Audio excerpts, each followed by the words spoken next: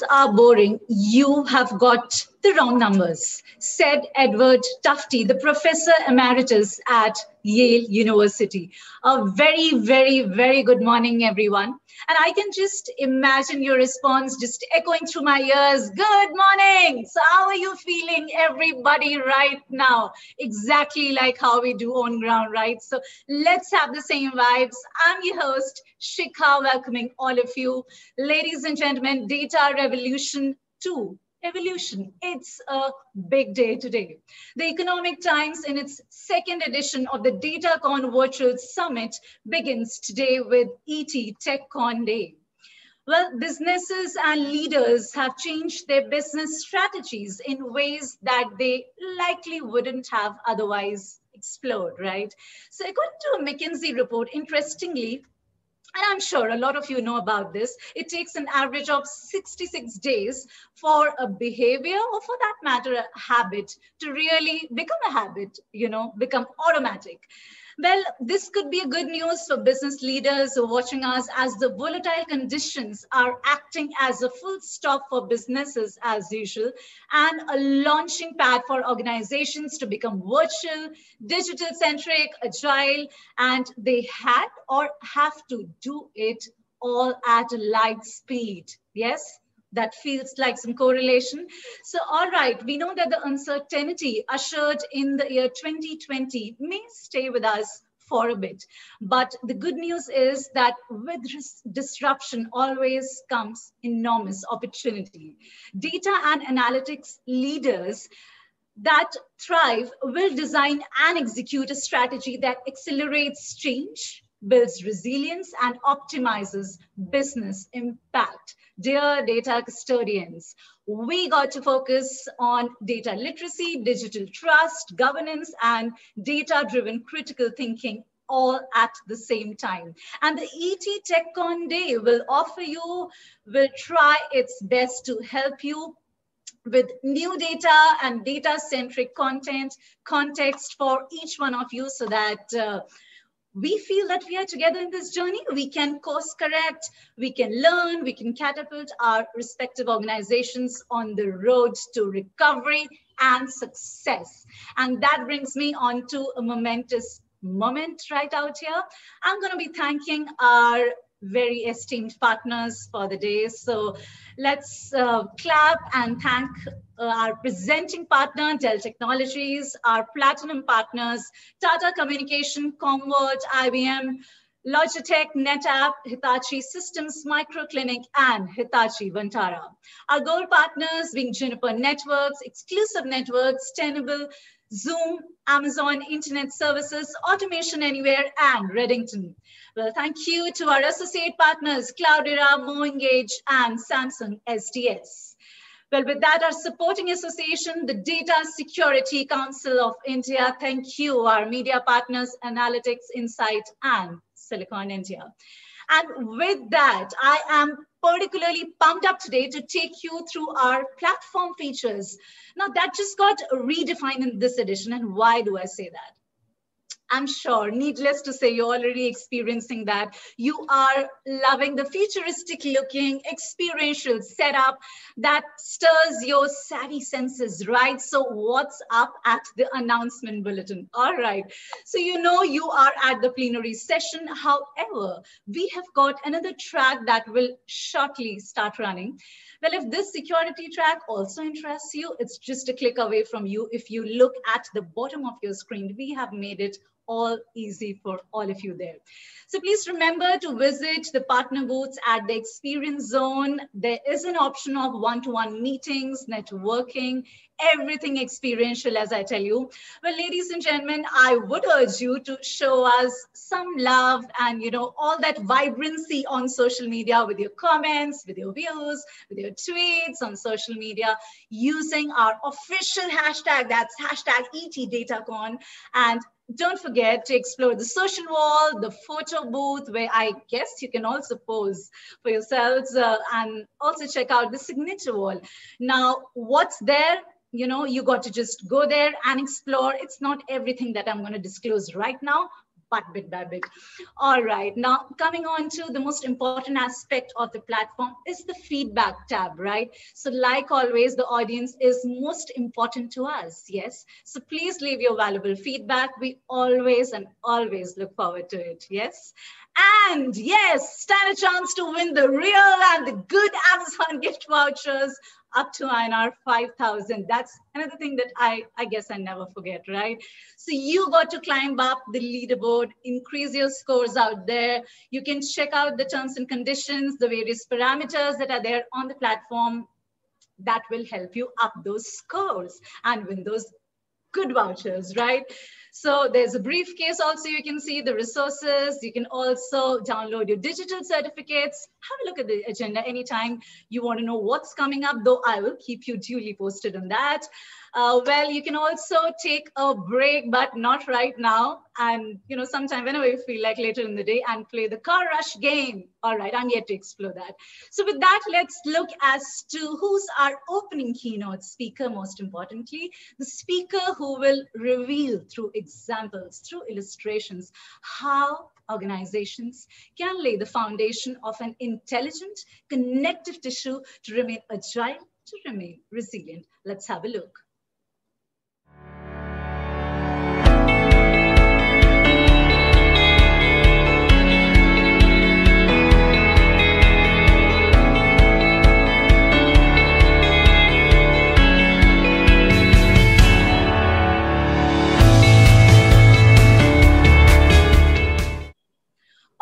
Right, so having had that look, it's the time for the opening keynote, taking control, setting up data sources for more business intelligence. And I would let the expert do the talk, because given the VUCA conditions, organizations can no longer really afford to just solely rely on historic data, for that matter, to guide business decisions or to course correct, as we just talked about, right?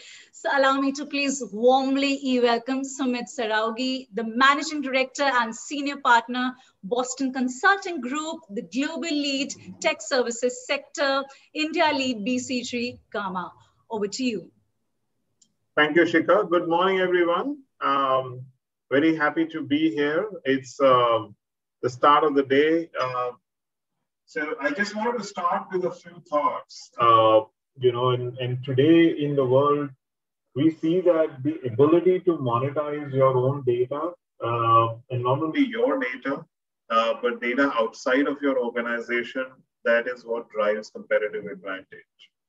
Today, we are seeing a huge data explosion. The rate and the volume of data that our organizations are now exposed to is going in gigabytes, per minute.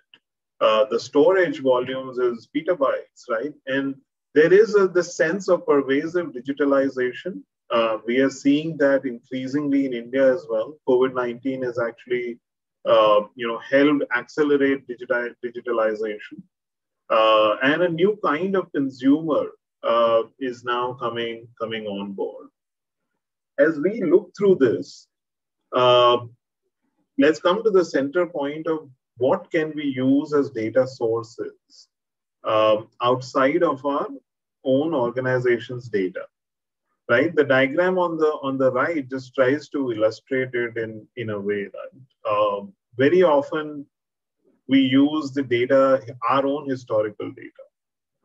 In the last few years, what has become really important is the growing importance of data augmentation, which is essentially starting to marry your own organization's data with paid data and data outside of your organizations, and some of what we call as domain-specific data and assets, which is really now key to creating the value that you want for your clients, customers, and various things that you do in your organization.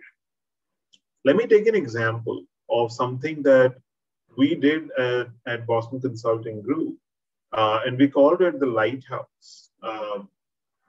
What it does is it creates a platform for data that your organizations don't have, which is outside of your own organizations. So for example, this particular asset has the most advanced data in the world. It has got 10 trillion unique data points. It has got 100 plus state-of-the-art data sources. And I'll talk about some of those data sources which you can use in your organizations as well. It empowers our teams, and we work for our clients, to deploy artificial intelligence models in days, not months. At a given point in time, this thing is running 30,000 plus AI models concurrently every week. And this number is going up with ingestion of new data every day. In a year, we believe that we will be at about 100,000 different models that will run every week. About 150 different clients are using this and are enjoying the benefits in terms of high ROI. So let me talk about what is this whole mystery of use data outside of your organization and how does it create value.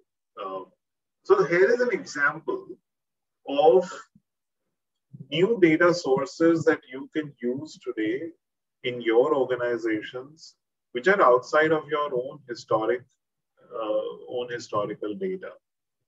For many of the organizations or our clients, when we have worked through this, let's take an example of forecasting, right? Everybody wants to forecast their demand. We have found that internal historical data of an organization can predict demand forecast only to the extent of about 50% to 55% at the max. In every case, we have found that about 45 to 50% of the prediction of future demand for your organization comes from using data sources that are outside of your organization. Let me take a few examples here. So for example, on the first column, number 3, consumer activity index, it is basically 36 different data sources about what consumers are doing.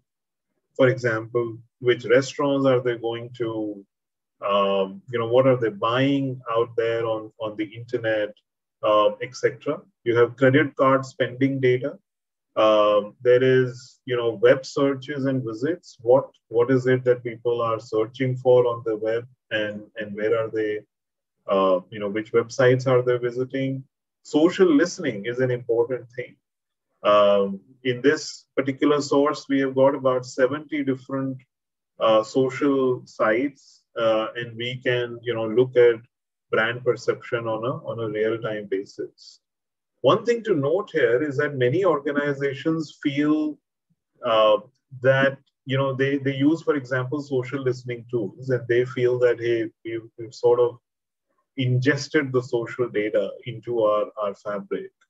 And that couldn't be far from the truth, because the real magic happens when you are combining these different data sources together and not using them as a single data source.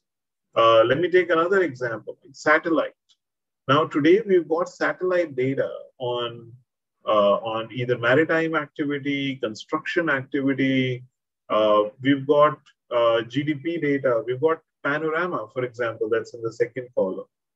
That takes every geohash, which is 600 meters by 600 meters, sort of area, and gives you data about the GDP, the climate, the activity, that is the economic activity, the population, etc., that's going on in that geohash.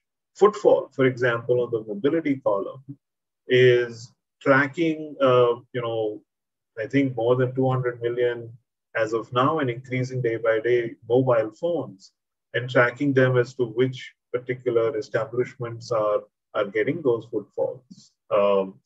Google mobility data, of course, we all know about that. And because we are in the middle of the COVID-19 pandemic, there are COVID-19 related specific data sources as well that have been created in terms of restrictions, how things are opening up, the vaccines, the epidemiological models, etc., etc.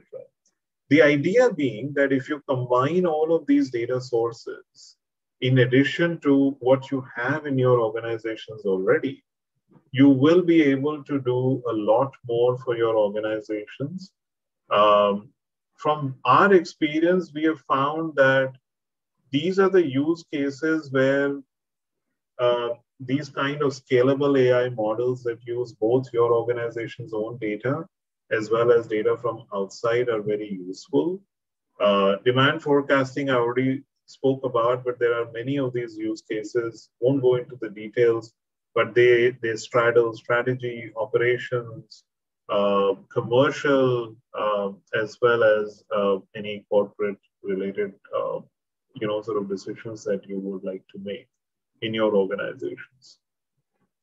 And lastly, I would end by saying that, while it is all good to realize that there are a lot of data sources out there in the world, it is important for this to be an organization-specific decision on how do you want to scale your data ecosystem. You don't need to build everything in one day. Rome wasn't built in one day, neither will your data architecture and your ecosystem will be built. Having a good sense of what data source is valuable for you, knowing how to use that data source, building the necessary architecture in your organizations to use those data sources, and then getting the ROI from the high energy use cases before you go on to other ones are really important. What we are trying to do at BCG is to create a platform where all of these data sources along with models are already available to organizations, but there is no reason why it can't be done at an individual organization level. Well, somebody had said that data is the new oil, and I guess it is where a lot of the value is sitting. We as an organization should be using data sources not only from our own organization, but also from outside. Thank you. All right. So with that, Sumit, I'm going to say thank you to you for the opening keynote, how you just shared your perspectives on scaling up as we become more and more data-driven. So thank you. This was quick and sharp. And ladies and gentlemen, while I'll just go backstage, collect the information about our next keynote speaker, allow me to just give a bit. We will be right back.